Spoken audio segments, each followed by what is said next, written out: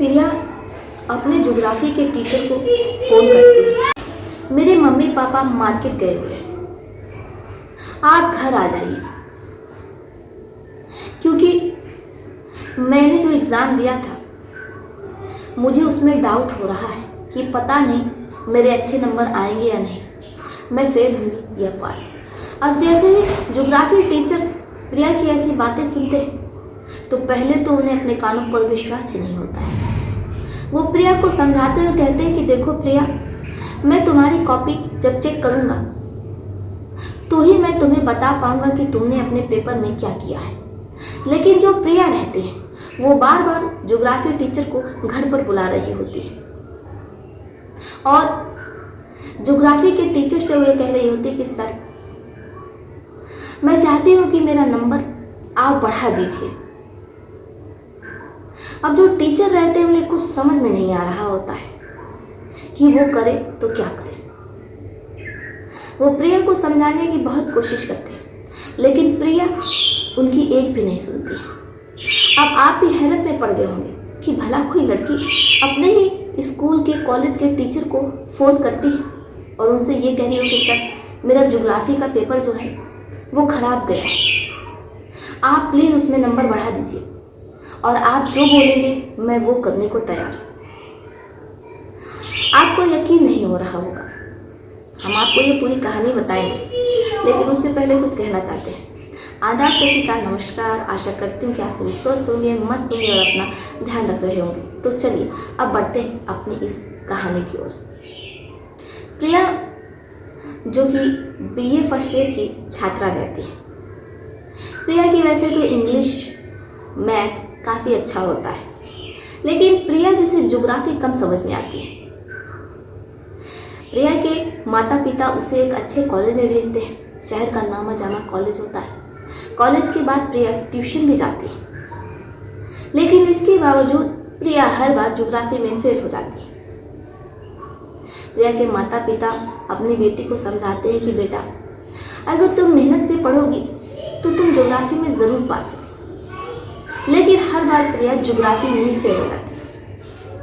अब ऐसे में ही प्रिया के कॉलेज में एक टीचर रहते हैं जिनका नाम आनंद कुमार रहता है। आनंद कुमार जिनकी उम्र 32 वर्ष रहती है। प्रिया जो अपने टीचर को अपना दिल दे बैठती है।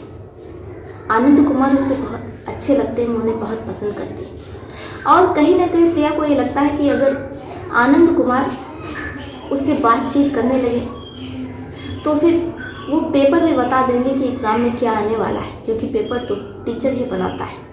प्रिया के मन में तरह तरह का सवाल आता है। प्रिया सोचती है कि बस किसी तरीके से आनंद कुमार से प्रिया की दोस्ती हो जाए। वो बहुत कोशिशें करती है, किसी तरीके से उसे उसके टीचर का नंबर भी मिल जाता है। जो टीचर रहते हैं आनंद कुमार, वो प्रिया से कहते हैं कि देखो प्रिया, मैं तुम्हें ये साफ कर देना चाहता हूँ कि मेरी शादी हो चुकी है और मैं मैरिड हूँ, इसलिए मैं तुमसे कोई बातचीत नहीं कर सकता। अगर मेरी पत्नी को पता चल गया तो फिर मेरा तो तलाक ही हो जाएगा। लेकिन इतना कुछ जानने के बावजूद प्रिया आनंद कुमार को बार बार मैसेज करती और कहती है कि क्या हुआ, आप मैरिड हैं, पत्नी तो आपकी घर पर रहती है, मैं तो कॉलेज में हूँ। अब टीचर को भी कुछ समझ में नहीं आता है, वो प्रिया को ब्लॉक कर देते हैं। लेकिन प्रिया नए नए नंबरों से आनंद कुमार को मैसेज करती है, कॉल करती है। अब टीचर भी आखिर प्रिया को पसंद करते हैं, क्योंकि प्रिया काफ़ी खूबसूरत रहती है, इसलिए वो अब प्रिया से बातचीत करने लगते हैं। धीरे धीरे प्रिया और आनंद कुमार की दोस्ती प्यार में बदल जाती है। लेकिन जो आनंद कुमार रहते हैं वो अपनी सीमा को नहीं लाते, क्योंकि उन्हें पता था कि वो मैरिड है। इसलिए वो प्रिया से कहते कि देखो प्रिया, मैं तुम्हारा एक अच्छा दोस्त हूँ और तुम भी अगर मुझे अपना एक अच्छा दोस्त मानो तो ये हमारे और तुम्हारे लिए बहुत अच्छा रहेगा। लेकिन प्रिया जो कि अपने टीचर की एक नहीं सुनती, वो बार बार उन्हें फ़ोन करती है और फिर ऐसी ऐसी बातें करती है जैसे कि लड़के अपने बॉयफ्रेंड से करती हैं। टीचर बहुत ज़्यादा परेशान हो जाते हैं। वो ये फैसला करते हैं कि अपना नंबर ही बदल देंगे।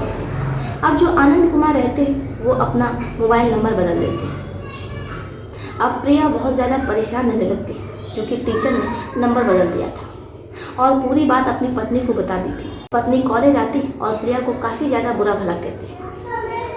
प्रिया, उसकी पत्नी और आनंद कुमार, इन तीनों के बीच काफ़ी ज़्यादा कहा-सुनी होती है। अब जो स्कूल के प्रिंसिपल रहते हैं वो इन तीनों को समझाते हैं। प्रिया के माता पिता भी कॉलेज में आते हैं। वो अपनी बेटी को बहुत समझाने की कोशिश करते हैं, समझा बुझा करके किसी तरीके से घर लेके जाते हैं। लेकिन प्रिया, जिसका अब पढ़ने लिखने में बिल्कुल मन नहीं करता है, वो ना कॉलेज जाती है और ना ही ज़्यादा पढ़ाई लिखाई पर ध्यान दे पा रही होती है। माता पिता जिन्हें कुछ समझ में नहीं आता है कि वो करे तो क्या करे, इसलिए वो जो आनंद कुमार रहते हैं बायोलॉजी के टीचर, उनके आगे हाथ जोड़ लेते और कहते हैं कि सर, हम समझ सकते हैं, लेकिन हमारी बेटी जिसका फ्यूचर आपके हाथ में है, क्या आप उसे बायोलॉजी का क्लास दे सकते हैं? क्या उसे ट्यूशन पढ़ा सकते हैं? अब माता पिता के बहुत कहने पर जो आनंद कुमार रहते हैं वो प्रिया को बायोलॉजी पढ़ाने के लिए उसके घर पर आने लगते हैं।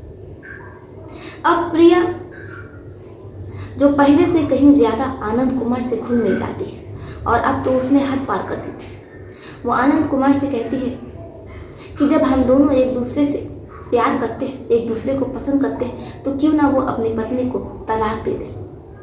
अब जैसे ही आनंद कुमार ये सुनते हैं तो उनके पैरों तले ज़मीन खिसक जाती है। उन्हें कुछ समझ में नहीं आ रहा होता है कि वो अब करे तो क्या करे। वो ट्यूशन पढ़ाना छोड़ देते हैं, शहर भी बदल देते हैं, उस स्कूल में पढ़ाना भी बंद कर देते हैं। लेकिन प्रिया, जो कि आनंद कुमार के पीछे हाथ धोकर पड़ जाती है, वो उस कॉलेज में अपना नाम लिखवा लेती है जिस कॉलेज में आनंद कुमार बायोलॉजी पढ़ाते हैं। अब प्रिया, जो कि गांव के बाहर कॉलेज रहता है, वहां पढ़ने जाने लगती है। काफ़ी दूर पड़ता है, लेकिन इसके बावजूद भी प्रिया उसी कॉलेज में जाती है जहां उसके टीचर आनंद कुमार पढ़ाते हैं। आनंद कुमार बहुत ज़्यादा परेशान हो जाते हैं। वो वहाँ से भी कॉलेज में पढ़ाना छोड़ना चाहते हैं, लेकिन पत्नी के बहुत समझाने पर वो मान जाते हैं। पत्नी कहती है कि उस लड़की की वजह से आप कितने कॉलेज, कितने शहर, कितने गांव बदलेंगे, आपको उसका सामना करना चाहिए।